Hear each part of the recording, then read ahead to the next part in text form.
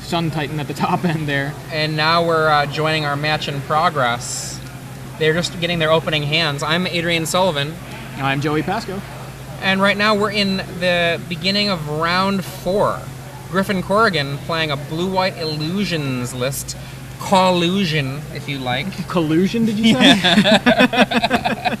I thought that was a collusion. Wait, that's not something you want to be talking about in a Magic tournament. Torren Doherty on the other side here with blue-green poison.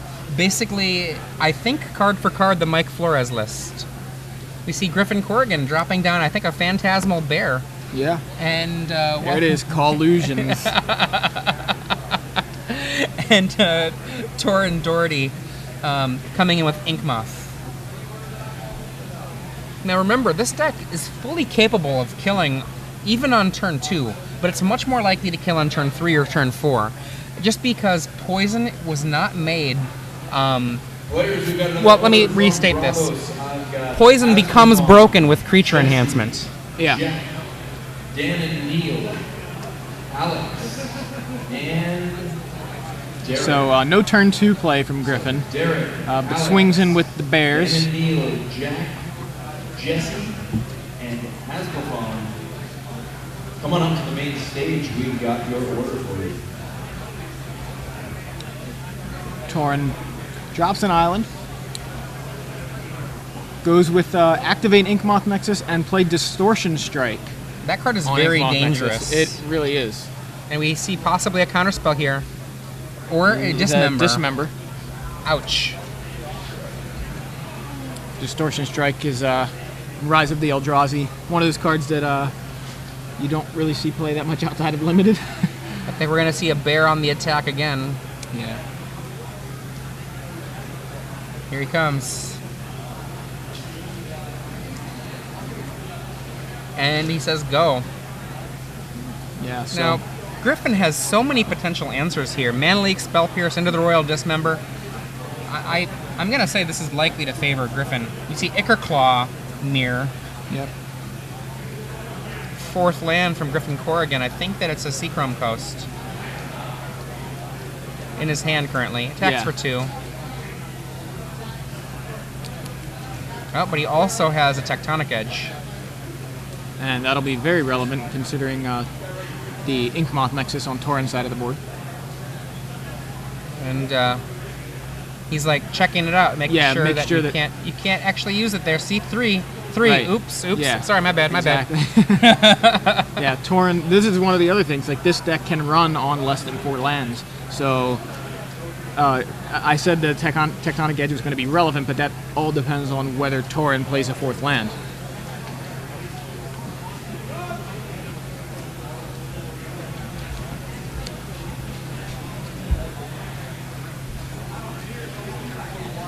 Okay.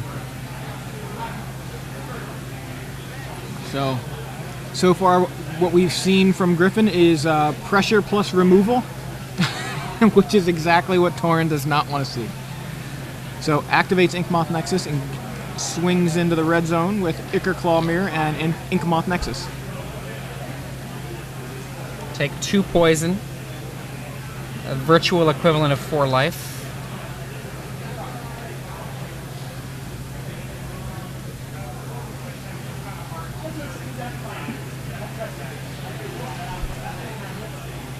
Fifth land from Griffin Corrigan. He's really looking for something else to put on the table here besides that little bear.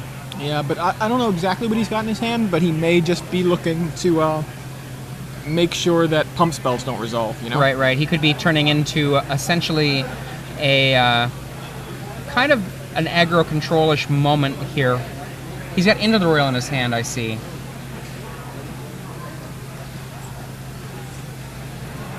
I believe he also has Sun Titan and an island and a Seachrome Coast, so he's got kind of nothing. He may have an additional card that I haven't seen, but I've seen Island, Seachrome Coast, or is that Glacial Fortress? Actually, it may be both. Into the Royal with Kicker. And we're going to see a Vines of the Vastwood not with Kicker. Right, just protecting the threat. And that's another way this deck can play. Just protect the queen, as Flores put it.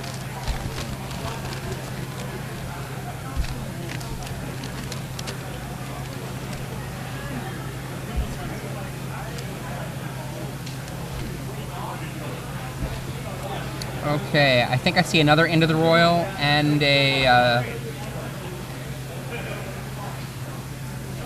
pretty sure that's another Into the Royal. No, it's Lord of the Unreal, I think. Really? Yeah, Lord of the Unreal is definitely in his hand. There's Sun Titan, there's Lord, and then there's Land, I think. Sun Titan, Lord, he's flipping those two back. Flip. Attacking for 2. Griffin is actually halfway to dead right now. Torren's not far either, though. Was that... Sun Titan, get back nothing. Yeah. What does that do again? Well, nothing. Yeah, so Torren's halfway to dead, too. Yep. Although I think Torren's got the more threatening, Okay, he just laid a land there. Activate, attack. Right you can now just do so many ways to kill Griffin. Groundswell die. That's it. Yeah, wow, there you go. Right out of nowhere.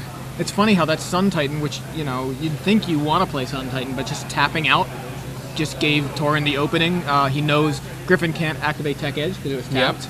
Yep. He can play his 4th land and activate, get the bonus off of Groundswell. I mean, you can just see. Like, this is what we saw, I remember back in Orlando in Legacy. People playing a blue-green Infect deck, and it's like it can just win on a turn when you feel safe. See, that's... I definitely... I mean... did not like the Sun Titan play just because I don't know that Torren can go for it unless you're able to, you've already seen Dismember.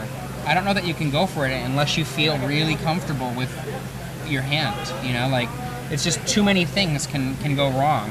Yeah. It is, it's funny how Griffin seemed like he was in a decent position. He was containing the Infect, containing Torren's side of the board. But as soon as he just tapped out, that was it. So it's like he should have just... I say that, but at the same time, what did he have in hand? He had like Lord of the Unreal. I'm not sure. I think all he had was Lord of the Unreal. I don't mind dropping down Lord. The Lord. Though. I would have played the Lord, but again, he doesn't have any other answers. He could have kept the Tectonic Edge open though. If he had I like keeping Tech Edge open. Yeah. So cards that Griffin can bring in, I think, are Vapor Snag, Flash Freeze, Deprive, Spell Pierce. Those are all reasonable. Flash Freeze seems particularly reasonable. Vapor Snag seems just great. Yeah, I kept getting it confused with Vapor Snare, and I'm like, man, that is really, really close. I think it's even Vapor Snare may even also have the same artist. I can't remember. Raymond Swanland. I'm just checking. No, it's not. Okay. On the other side of the table, Torren, I think, has access to cards that matter in the form of Autumn's Veil and Spell Pierce. Torren actually gets to become a true aggro control deck with those cards, putting down a clock and then protecting his clock. Right. Yeah, he's trying. It's so strange because I feel like I'm actually looking at 3 decks here because I keep seeing Squadron Hawk and thinking Callblade. I see like Squadron Hawk, Sun Titan, Phantasmal Image, Preordained, Mana Leak, Spell Pierce, Into the Royal, Dismember, Jace Beleren. That whole section is Callblade, and then he's just got like 4 Lord of the Unreal, 4 Phantasmal Bear. That completely changes the dynamic of the deck. Collusion. Yeah, it's so strange. I mean, it's a rogue strategy if I've ever seen one. One of the ways to successfully create a rogue deck is hybridization, where you have a deck that you know works in some way, and what you do is you append into it things that take it in a new direction. Yeah, we saw that happening last year with Mythic decks. I feel like there were like these Mythic, and then it became like Mythic Conscription, and then Mythic Conscription started merging with like Blue-White Control, where it would have Jace the Mind Sculptor and Elspeth and Gideon, and it was just like suddenly Mythic looked like Blue-White Control splashing green. It was very kind of this strange evolution of the deck. Jeffrey and Michelle. That's Michelle, Jeffrey. And we have our opening turns. Griffin with an island and a Nexus from Torren. Griffin has a turn to Squadron Hawk. And Torren says, wait, what? What deck am I? Did you side into Callblade? What's going on over there? Yeah. You were Illusions in Game 1. What is going on? I know that's what I'd be thinking. I'd be saying.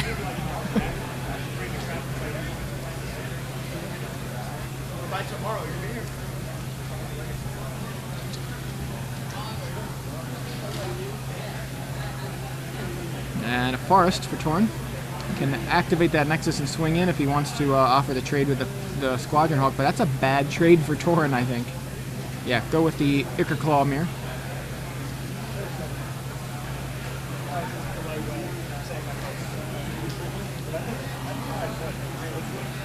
Turn 3, Griffin lays a Seachrome Coast.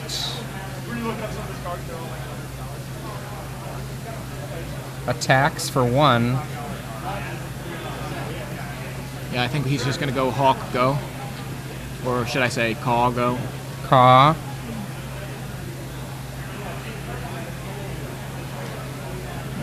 He does not forget to search. He gets a single Squadron Hawk this time. Yeah, I really wonder what Griffin was thinking playing that Sun Titan. I mean, just after he's shown his opponent a Dismember, I think you just play the bluff out a little bit longer if you have nothing else. Mm-hmm.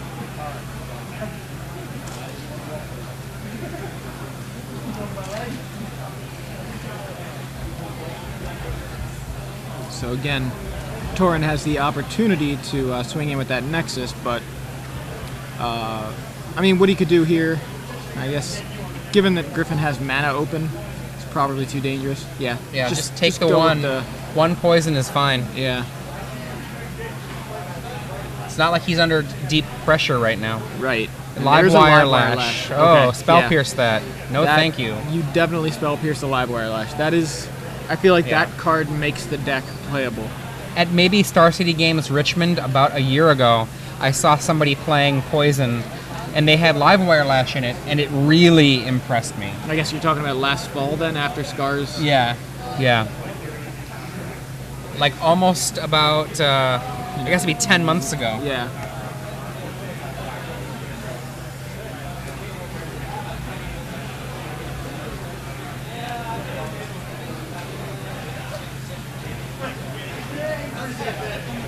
So, Griffin's turn right now. He's got 4 untapped lands and 2 untapped Squadron Hawks. Goes into the red zone with the Hawks, doing the equivalent of 1 poison with his with 2 damage. As far as percentage of life total there. It's Griffin, a reasonable way to think I mean, in this matchup you can kind of do that, but adds a 3rd Hawk to the board and passes. So he's got, I believe, is that a Flash Freeze in hand? Yes. He has a Flash Freeze in hand. Attack. Griffin says fine.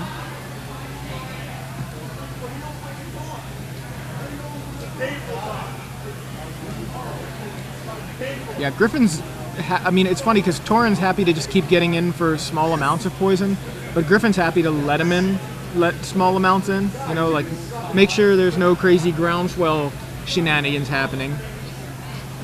It's fine if he just takes 1 poison a turn. It gives Griffin plenty of time. So he gets in for 3 with his Hawks and adds the 4th Hawk. Order from Bravo Pizza, Jack and Chris.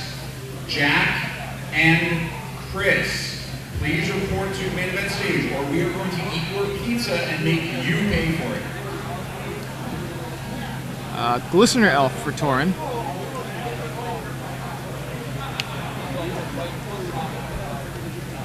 I'll probably tweet it right now. And the Glistener Elf gets the Flash Freeze, which I think is the right play. Keep that 2nd creature off the board. You know, it's just a creature kill spell.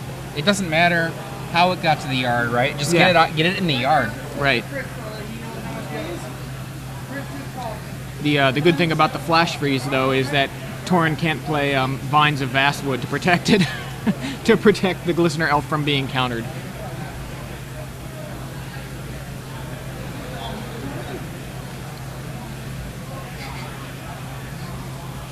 So, all 4 Hawks in the red zone.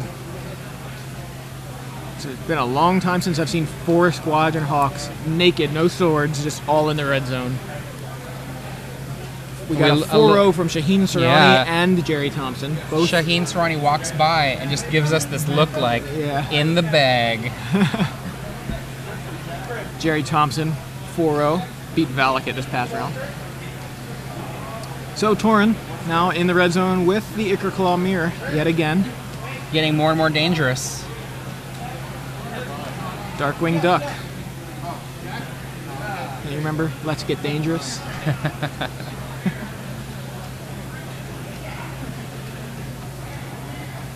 Darkwing Duck, though, is what we called the black version of Callblade back in DC, I think. So there's a mutagenic growth, which Torren appears to have paid the Phyrexian mana cost on. That's very, very bold. Yeah, exactly. Putting it. He's got a 2-turn clock. I mean, Griffin's got a 2-turn clock on Torren now just because of that mutagenic growth. Of course, Torren's clock's pretty fast too, as we saw last. And remember, Torren does have the potential to have an Autumn's Veil to protect this. That's right. Autumn's Veil, another spell that you don't see very much. You know what? Let me switch these. That makes it a lot more. I just realized that. So we're going to see perhaps the first attempt to deal with this mutagenic growth. What is it going to be? Into the Royal, perhaps? Flash Freeze? Griffin's thinking.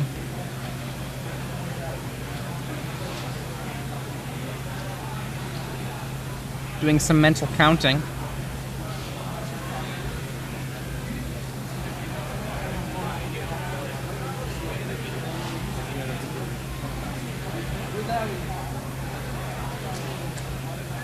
Flash Freeze.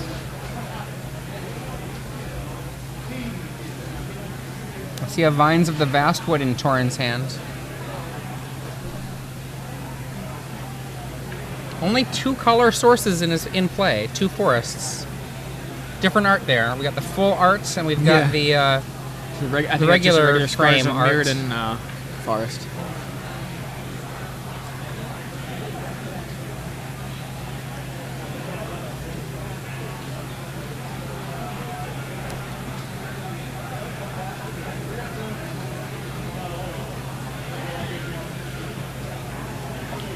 There's Vines of Vastwood with kicker into the Royal. That wrecks the entire game plan. That was a very bold play, but if Torren has a lot of backup pump, it's not too risky if you can just retry again the next turn. So Torren puts that Ichor Claw mirror back on the table after getting it bounced. Passes the turn back to Griffin, who swings in with the 4 Hawks. And Torren's at 4. Yeah, Torren's dead next turn to those 4 Hawks. Griffin is completely has all his mana available here. 5 lands. Yeah, I can't speak today for some reason. There's a Livewire Lash from Torren. Mana Leak from Griffin. In for 1. In for 1 poison. Now remember, the Inkmoth Nexus can trade with one of those Squadron Hawks, buying Torren another turn. He's like, wait, activate, kill it with the edge. To the next. Yeah, so game 3 here. Griffin pulls that one out after 4 Squadron Hawks getting to the red zone multiple times. For those of you who may just be joining us, I'm Joey Pasco here in the booth with Adrian Sullivan. We're watching round 4 of the Star City Games Open Series here in Boston, Massachusetts.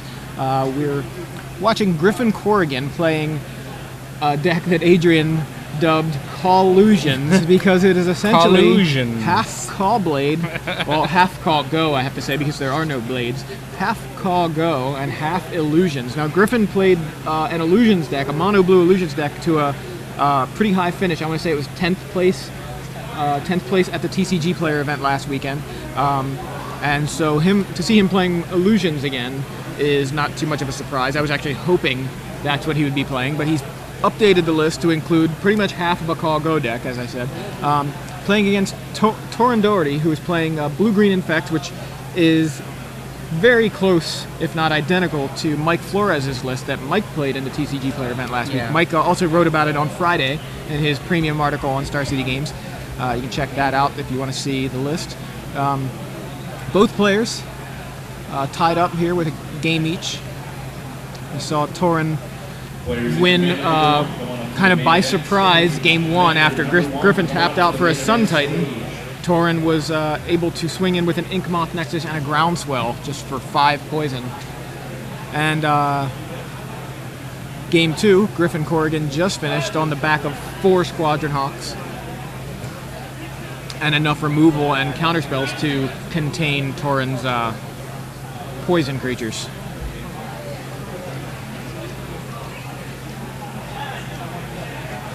I've already seen a number of archetypes.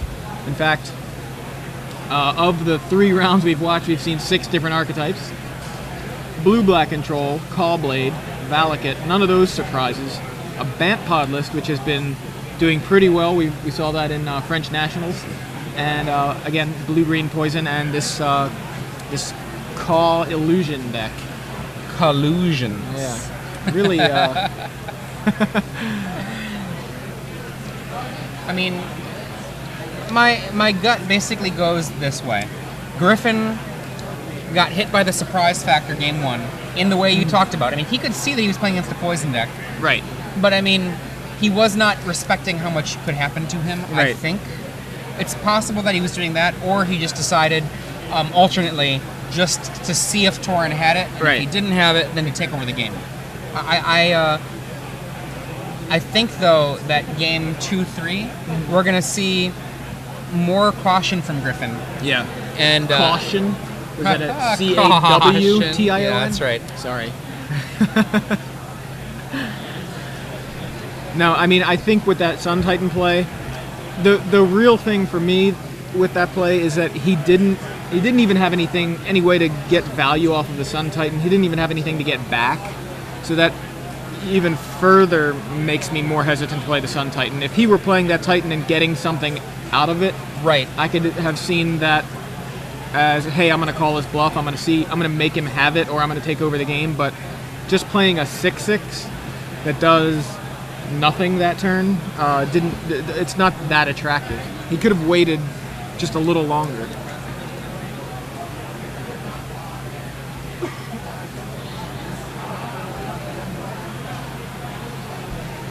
See an opening. Torren looked like land go to me. We'll see in a moment. Yep, Yeah. Forest go. Forest. And Griffin, Glacial Fortress. Forest from Torren and an Ichorclaw Mirror on turn 2.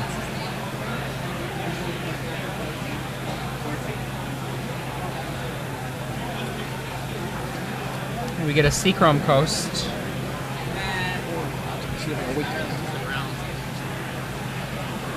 Go. And a land from Torren. Attacks for 1 poison.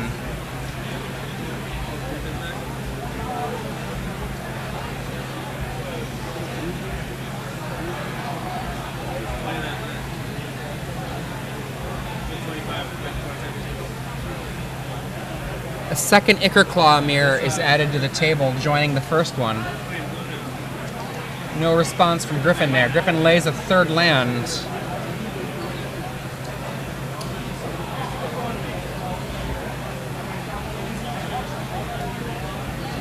I think Griffin is going to say go here.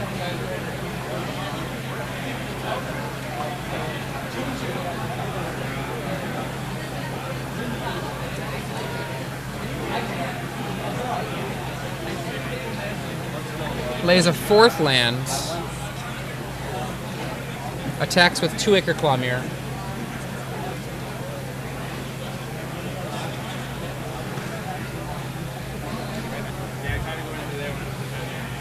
And we get a Dismember on one of those Ichorclaw Mirror. Dismember particularly powerful against a poison deck because you don't fear the life loss.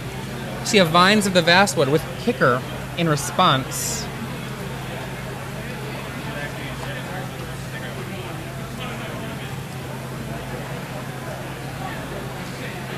Flash Freeze for Vines of the Vastwood counters Vines of the Vastwood, and the Ichorclaw Mirror dies.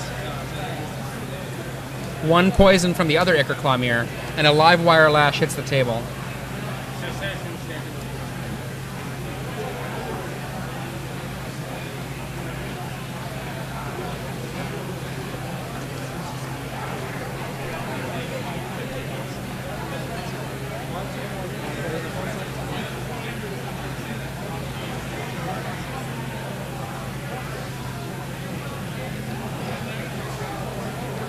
Griffin has land in hand.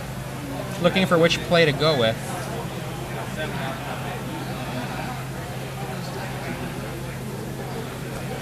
Looks like he's going to lay a Glacial Fortress instead of his Seachrome Coast. Says go.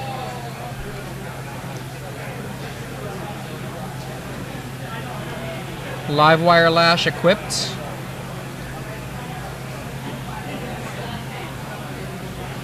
Looks like Griffin's pausing here. Dismember once again the response. And it works. Or is that Into the Royal? Oh, Vapor Snare. 1 mana Vapor Snare. It's unsummon. Return target creature to its owner's hand. Take 1 damage. And a Mana Leak to completely wipe Torren's board clean. He's got 2 cards left in his hand. Livewire Lash in play. No creatures. Seachrome Coast for Griffin. We might see Griffin's first aggressive spell, perhaps. $10 booster draft, number 4. Steven Swire to the main event stage at your convenience, please. Looks like he has a Phantasmal Image and an Into the Royal in his hand. Nope, that's a Lord of the Unreal. So now it's Lord of the Unreal facing down Livewire Lash and nothing. Torren untaps, says go. Not looking good. Griffin had only 2 poison. This is what I was kind of talking about before with that lack of creatures. I mean, Griffin does not have a lot of creature removal, and he just totally has taken Torren out of this game because Torren does not have very many ways to attack.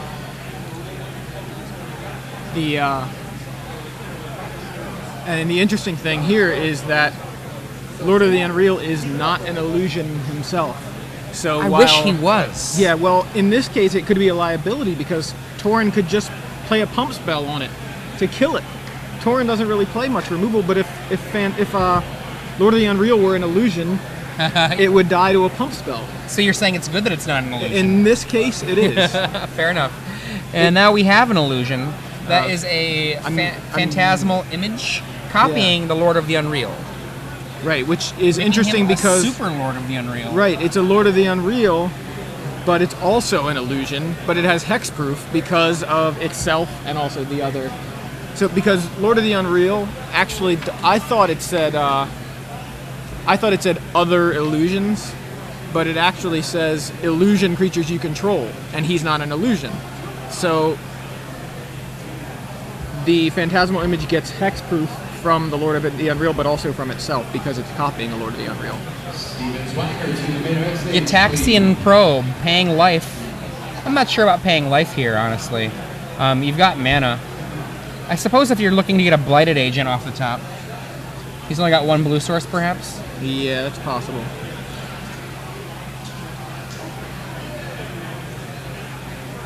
Oh, it might be a Blighted Agent. Yeah. That is an agent. Especially considering Flash Freeze does nothing against Blighted Agent.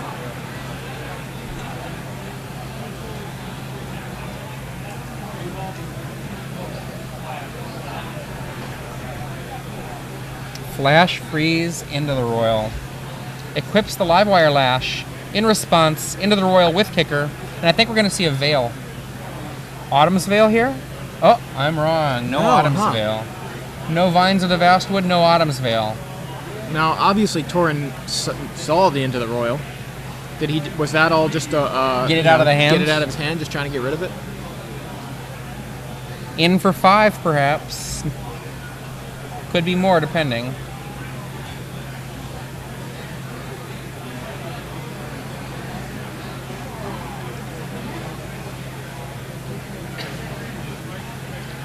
Tectonic Edge hits the table. Isn't attacks that 6? for 5. Because it's a 2/2 already, and it pumps itself, and the Lord of the Unreal pumps it too. Oh yeah, it pumps itself. There you go. So it's 6. Yeah, now we get our 4/4 first Squadron Hawk filling up the board. The hand, I should say.